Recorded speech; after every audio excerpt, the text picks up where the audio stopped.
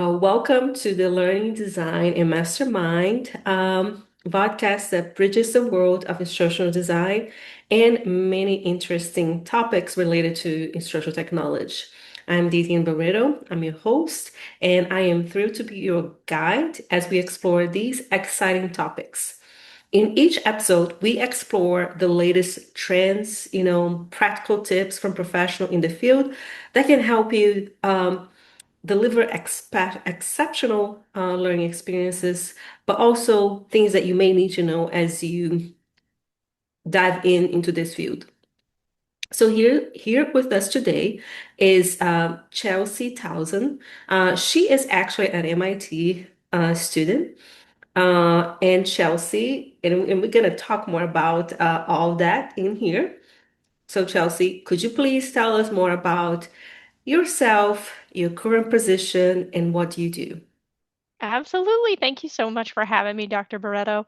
My name is Chelsea Townsend. I am currently a student in the MIT department at UNCW.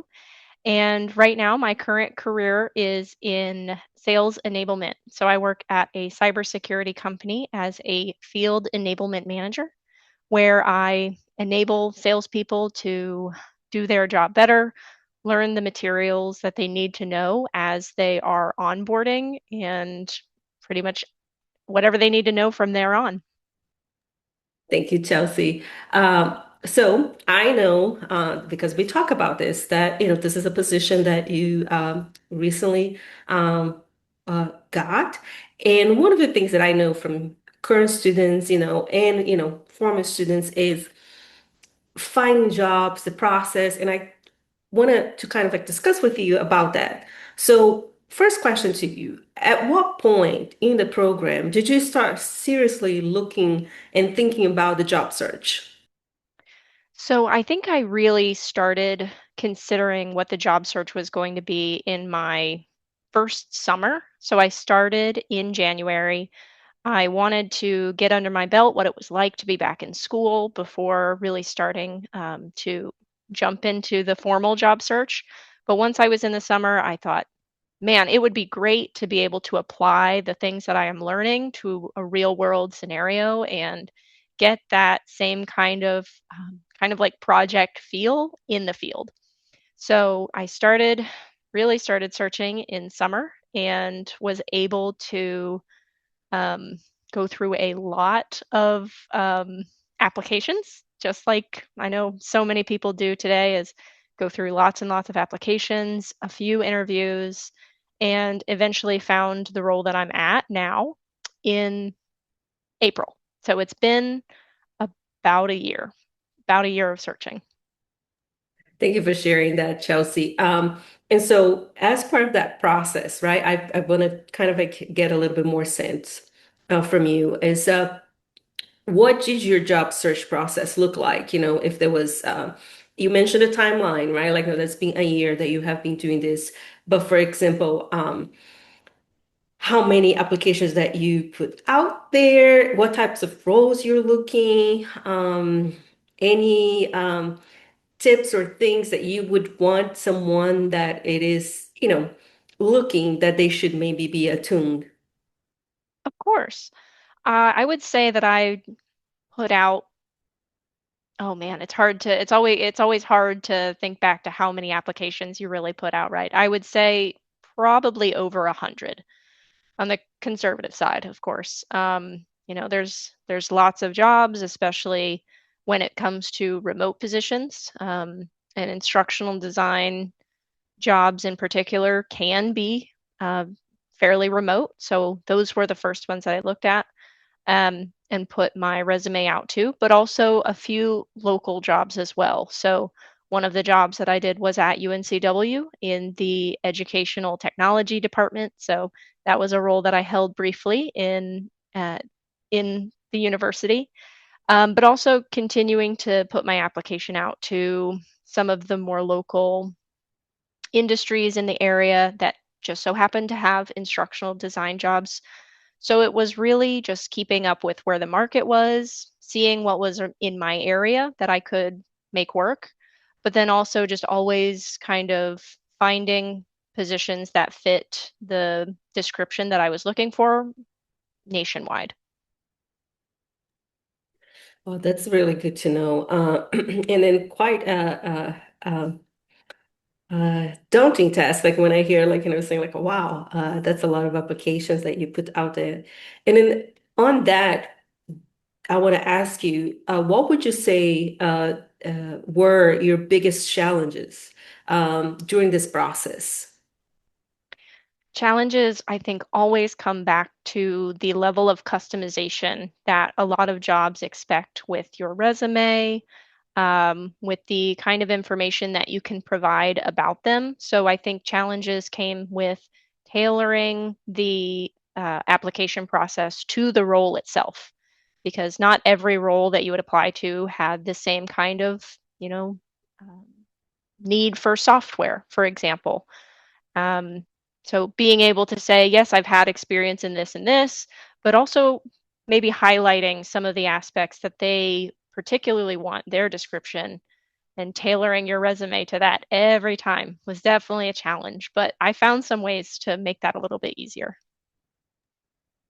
Well, thank you for sharing that, Chelsea. And are there any specific strategies or resources that were most helpful in landing your position? And then I don't know if it is like um, network, I mean, things of that. I mean, like even preparing a portfolio, I think like maybe that's my question is like, if there are resources out there that help you to prepare for this position, but also even things that you were working yourself, like, portfolio, tailoring your resume, as you mentioned, so maybe just talk about like what were some of these strategies that you think for you or the resources for you that were helpful as you prepare for the job hunt. Network is key. It's what everybody says, and it's very, very true. I leveraged my LinkedIn more than once. I mean, for my role in particular, that was landed because I knew somebody at the company was able to reach out, and I had worked with them before. So they knew my skill set and they felt really comfortable bringing my resume directly to the hiring manager. So networking is such a big aspect. But I would also say that was not the only time that I leveraged my network to try to find a role. There were other jobs that, connections had posted on LinkedIn that I reached out directly and asked, hey, I know it's been a little bit of time. I see that there's an open position. What do you know about it? And do you think that, knowing what you know about me, do you think that that could be a good fit? So I would say that reaching out to the connections that you have, but also not being afraid to reach out to people that you may have a second or third connection with too is um, sometimes you just have to kind of cast a line to catch a fish. Wonderful. And the other thing that I was going to ask you, Chelsea, is, and you kind of like mentioned, but I wanted to explore more this in this question. Um, so, as you were, and then not just for your current position, but as you were moving, and then doing the job hunt, you mentioned that you tailor your resume, for each application. To what extent, or and maybe just like, what were your strategies to do that and to do that in a way that you still have your sanity, if I may say so. Yeah. Uh, and maybe the other thing on that topic too is what would you think it would be important for someone to know in order to make their own application stand out, as they're putting their resume, portfolio, cover letters out there? So I definitely leveraged AI to keep my sanity when it came to customization. That was a very, very helpful aspect to be able to take a job description, um, take my resume, and then give it to an AI to say, what are the pieces that connect here? How do I emphasize these? And then make changes myself in my resume template. So I would never suggest like just using an output that an AI gives, but certainly leveraging it to try to connect with keywords because I mean, likely companies that you're going to be applying to are also going to be using some form of AI. So if you can have an AI to make it talk good with AI, then that'll be really, really helpful. Um, I think that was one of the key aspects that on how I tailored my resume. What was the other part to your question? It was, what would you say that if you can think of like, maybe things to stand out, like if you were to give an advice to maybe another student or someone else that is like really looking to put their application, what would you think that you have done on your own that you think like, oh, these were key things that I learned, from my experience just doing this? Yeah. Oh, so that leads really well actually because that is something that I definitely did for my current role.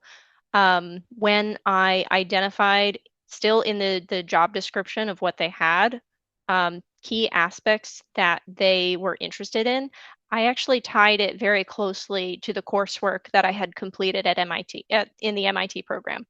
Um, because some of the projects that I had worked on directly correlated to the kinds of experiences that they were looking to build. So I took pieces that I had from my portfolio and talked about them in my resume. So they never had to go to my portfolio to definitely look at the things that I had already made. Rather, they were provided that information in the resume right away. So I would highly suggest leveraging the projects that you use to really, showcase the kinds of work that you're able to do, even without just a link to your portfolio.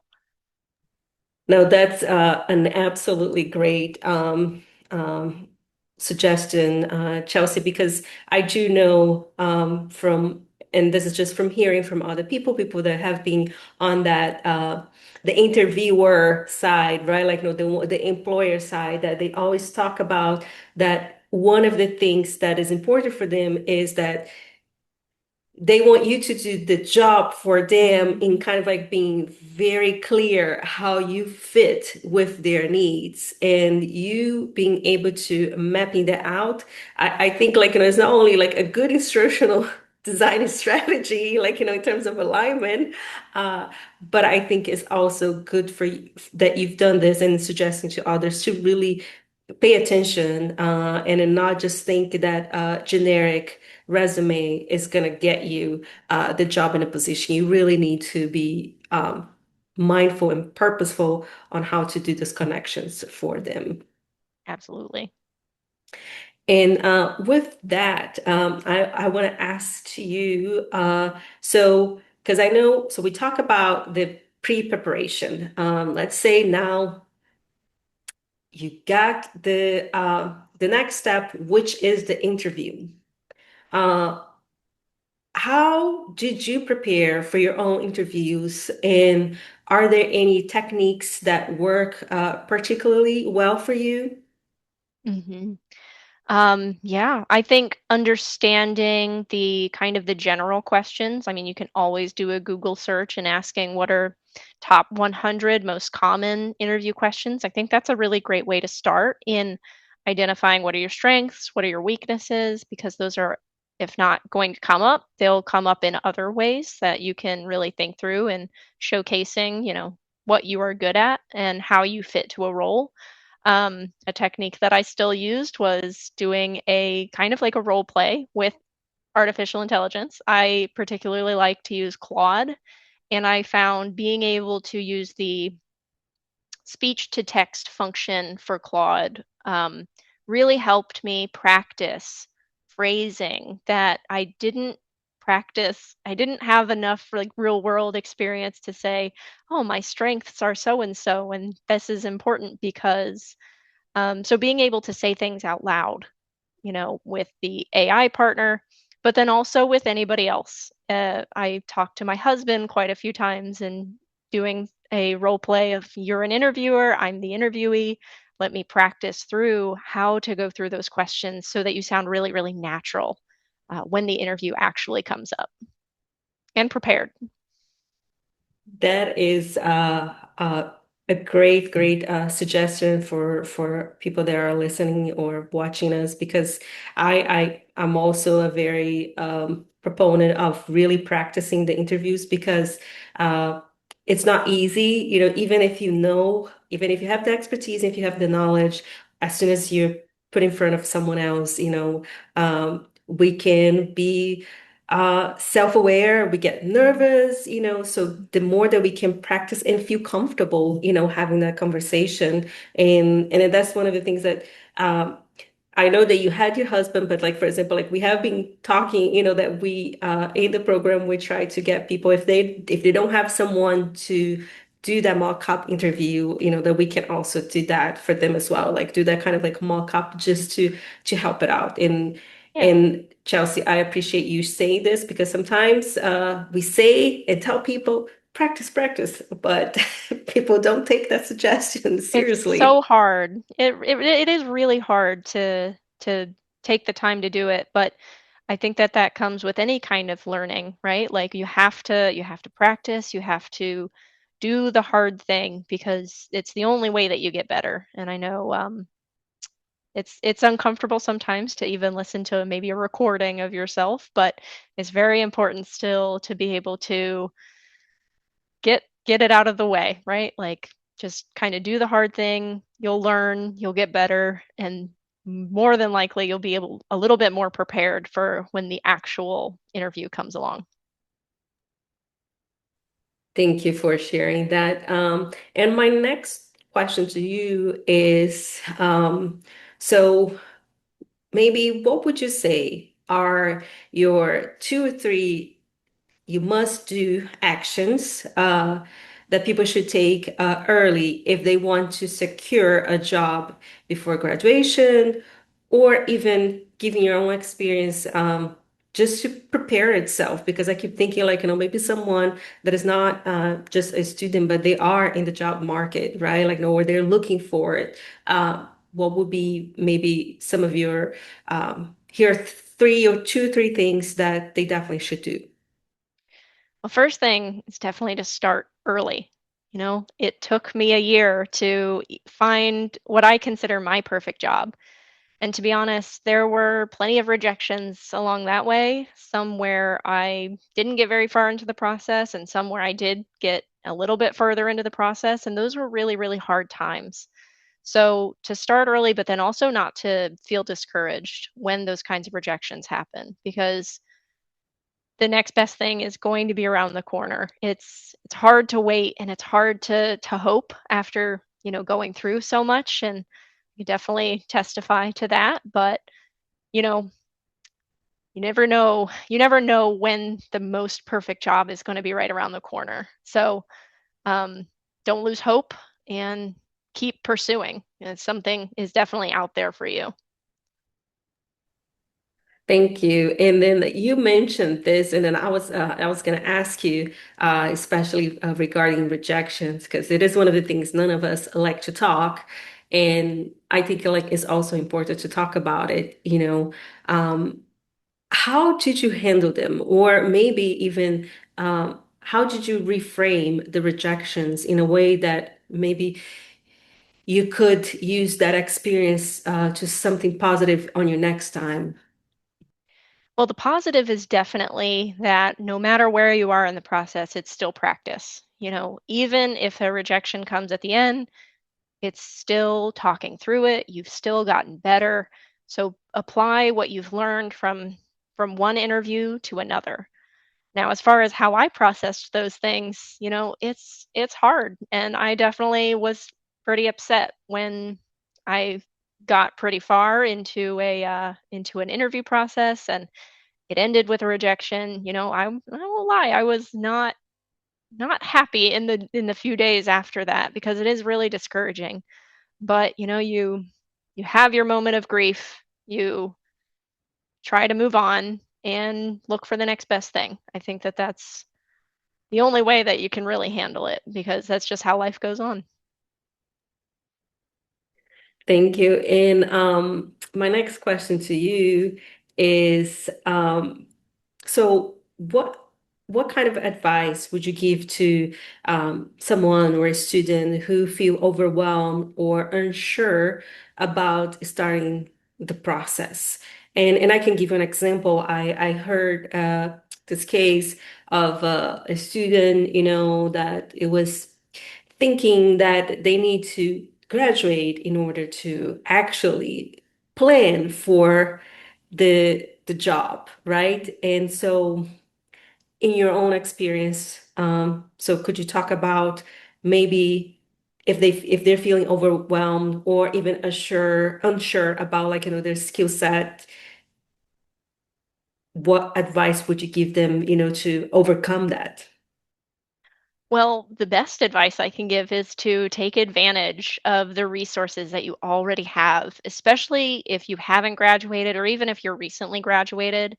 I know that there are so many people at UNCW that really, really care about your professional development. So, reaching out to a professor and saying, "Hey, I'm just not sure how to start," or "Can you look over my resume?"